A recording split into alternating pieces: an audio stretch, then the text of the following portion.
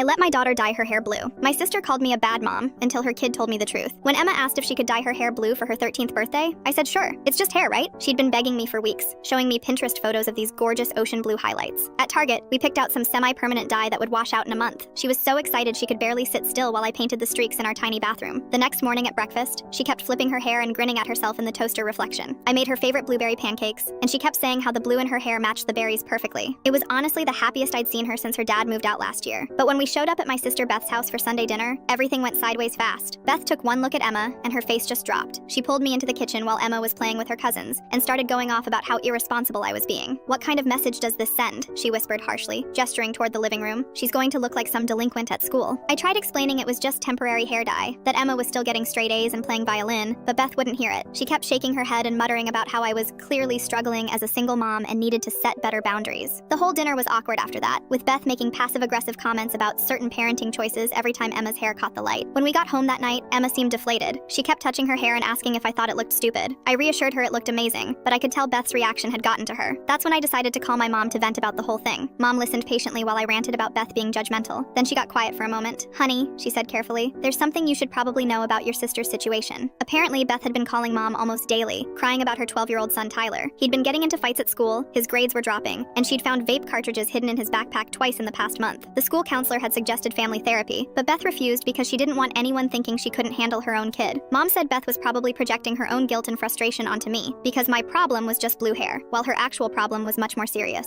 The next weekend, Tyler showed up at our door around dinner time, looking miserable. Emma invited him to stay for tacos, and while we were eating, he started opening up. Turns out, he'd been hanging with older kids who were getting him into trouble, but he was too scared to tell his mom because she'd been so stressed lately. He said he wished his parents would let him express himself like Emma could, instead of just yelling at him for everything. After Tyler went home, Emma hugged me tight and said, "Thanks for letting me be myself, Mom," even when Aunt Beth was being mean about it. That's when I realized the blue hair wasn't just about looking cool. It was about Emma feeling safe enough to explore who she was becoming, knowing I'd support her no matter what.